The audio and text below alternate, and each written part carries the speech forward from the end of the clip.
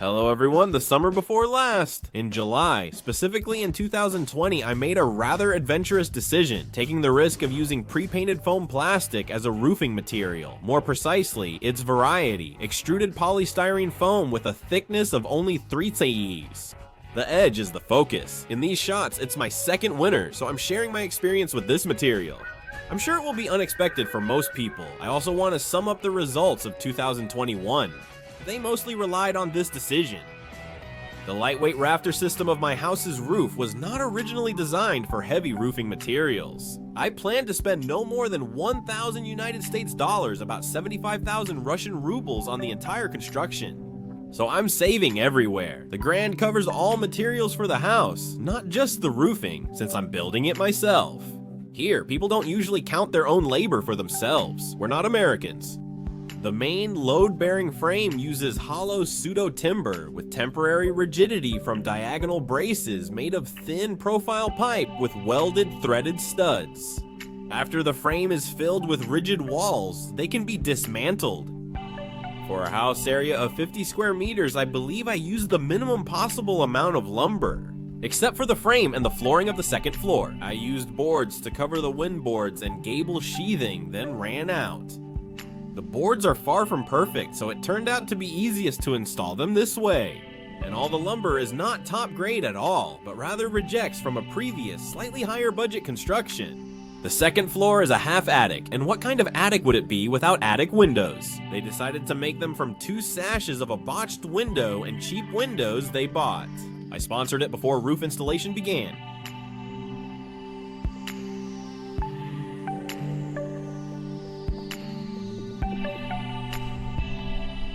I found nailing each foam polystyrene sheet to the beams and battens too labor intensive, so I first glued their strips together along the roof slopes.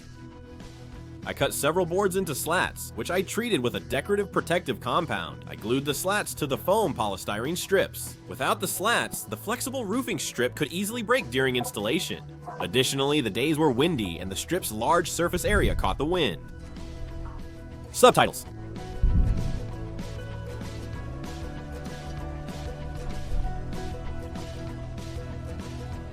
The process has started. I glued the strips to the battens, and for extra reliability, I also screwed them in through the slats. I'll tell you about how I made this roof and everything else in this video. I've already filmed detailed videos, so subscribe to my channel. All related links are below this video.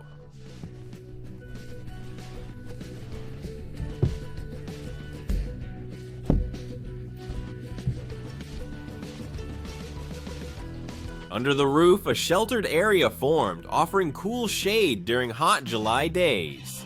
Since the foam painted white barely heated up in the sun, unlike metal tiles or ondulin, and its extremely low thermal conductivity barely transferred heat inside. The frames were recently roofed.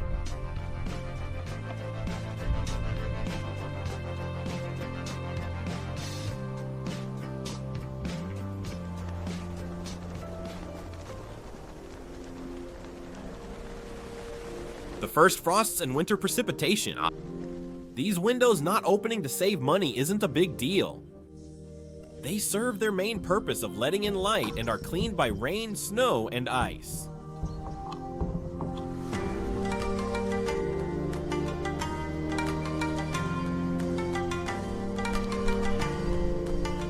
One day, the material was coated with a hard, completely free layer.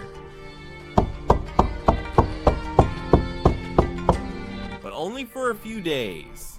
Krabrost also withstood severe frosts. In 35-degree heat or 25-degree frosts, there was no noticeable thermal expansion or contraction. The latter half of last winter was unusually snowy, a rarity in the low snow southeast of Belarus over the past decade. For Central Russia, this is normal. Overall, it was a beautiful snowy winter, just like childhood. To be safe, I once had to clear the roof of our outbuilding because the shallow slopes let snow accumulate. We had so much unusual snow that we built an igloo. Not just for fun, but also for some construction experiments. As I mentioned in the very first video about this project, I do have some construction experience, both positive and negative. Because my channel has attracted quite a few viewers and subscribers, people are already trying to consult with me as if I'm a specialist. Sometimes they even ask me to do complex calculations. The Igloo is an ancient dome house design that has become increasingly popular in recent years. I believe that I'm not such a high-level specialist who is ready to give that kind of advice right away. Much of my video content is experimental and needs further verification over time. That's why I'm just sharing the experience I'm gaining with you here. Here are photos taken after last winter's major snowfalls. Because of the fairly steep slopes, very little snow stays on the roof. I believe using a lightweight rafter system with this ultralight covering was justified. If you don't use unconventional solutions, you shouldn't expect any progress in reducing construction costs. And the experience of building an igloo with my friend inspired us so much that we even started modeling situations that people who lived in such snow houses clearly experienced. Bear, look, close the entrance quickly. Close it. Get out of here. We'll go.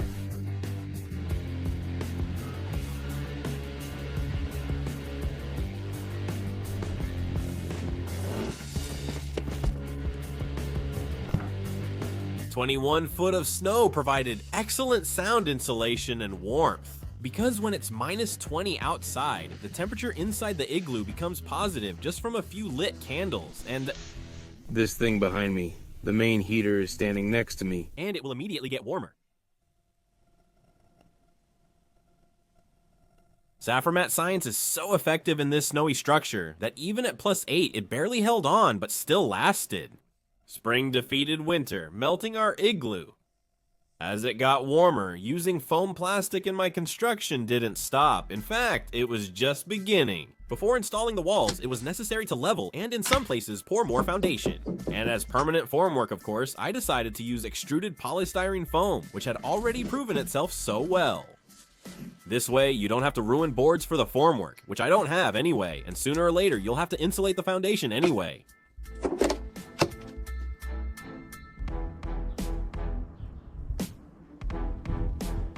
Inspired by several YouTube channels, I initially wanted to reinforce and fill the foundation with secondhand materials. Some, like broken bricks, were made on site due to earlier construction errors. Now I know you shouldn't make an open wheel from bricks. The experiment with this makeshift construction didn't work for me or for many viewers of my channel, so I decided not to experiment with it anymore. You can build from used materials, but I thought that's kind of sad and really reminds me of a secondhand store. We're already used to the fact that when you say you bought a car, the first question is, what year is it? We forget cars are meant to be bought new, like clothes. I built the second half of the foundation using classic concrete, sand, gravel, cement, and water, all new materials. I used less of the most expensive ingredient, cement, than with the broken bricks, so the cost was about the same. In this footage, my roof is almost a year old. There was one thing I just couldn't anticipate though. It happened in late autumn. For a short period of time, birds started pecking at the ridge part of the foam roof. Only the ridge, because that's the only place they could comfortably perch. Installing a classic metal ridge cap easily prevents this. In all other respects, the pre-insulated roof, which cost only 8,000 Russian rubles or $110, performed surprisingly well. So, when it came to the walls, I didn't consider anything other than this inexpensive material. With experience in composites, I chose to experiment further. I glued polystyrene foam pieces to fit the frame openings and plastered both sides with adhesive. I used alkali-resistant fiberglass mesh for insulation, working with the future walls positioned horizontally. Therefore, despite having no plastering experience, I managed to achieve a surface quality that was quite sufficient for applying finishing coatings. After the mixture set, parts of the wall were inserted and fixed into the openings. Here's how my first wall looks with the camera's rounded lens versus the linear one.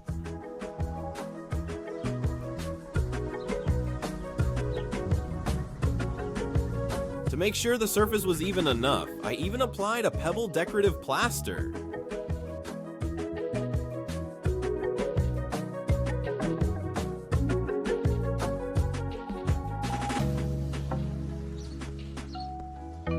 then I stocked up on polystyrene foam for all the remaining walls. And even more than that, at the very beginning of summer, I managed to buy the material at a very good discount. These boards are already milled and rough for better adhesion to the glue, and they're marked like this. By the way, this is not an advertisement. I used the cheapest plaster mixes and installation systems I could find. For example, here's a winter mix with an expiration date that's a month away. In the summer, I used a winter mix. I actually liked working with it even more. It set faster, and the process sped up. It was so simple that even the dog tried to help, and she almost managed to do it.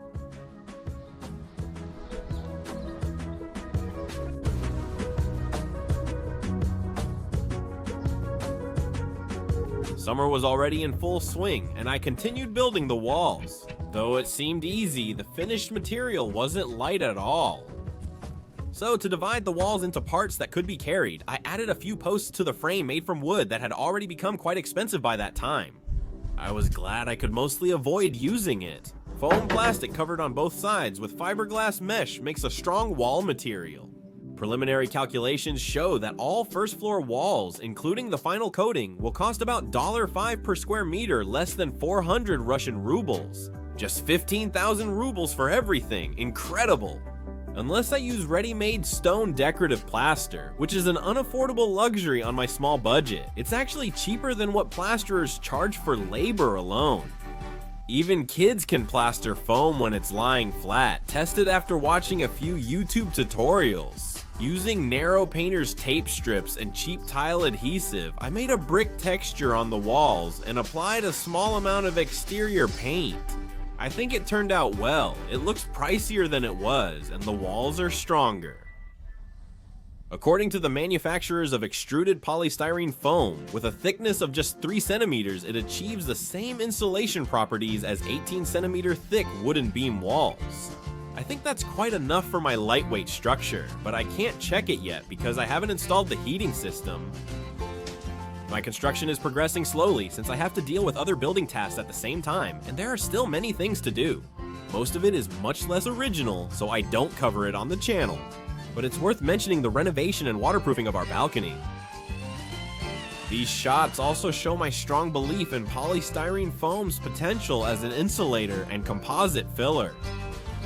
The only thing that distinguishes the balcony floor blanks from the walls I made is that I used thicker foam, onto which I applied 2 layers of reinforcing coating, mesh and adhesive, with a waiting period between layers.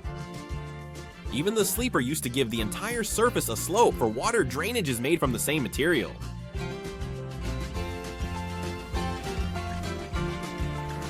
I waterproofed it and installed ceramic granite. I wouldn't risk it if I didn't trust the material. To truly understand, you must experience it. Making a sample is easy and lets you see the material's value firsthand. The foam roof lasted until the second autumn. Having your own house, whether it's small or large, means a lot more housework than for people who live in apartments. Here we are. We're cleaning up after pruning the garden, gathering grass for the grill, and shredding branches into coarse organic matter for future warm organic garden beds. Where there's a house, there's often a garden and vegetable patch.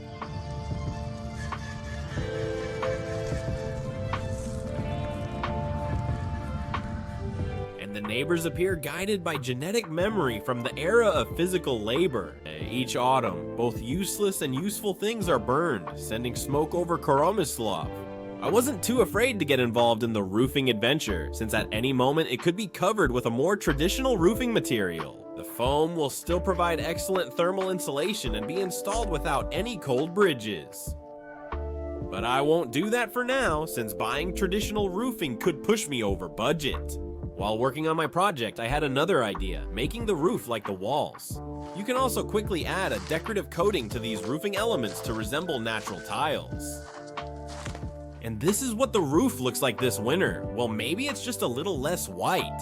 As an option, when you need a quick and inexpensive covering from precipitation, I think it's just great. A small sample of the new improved roofing material is being tested on this very important structure in the countryside. Additionally, this outdoor toilet is built the same way as my low-budget house walls. With my assistance, we went further and eliminated the frame entirely. There isn't one. Just a few thin wooden slats form the door frame and trim, providing a place to attach hinges and the latch.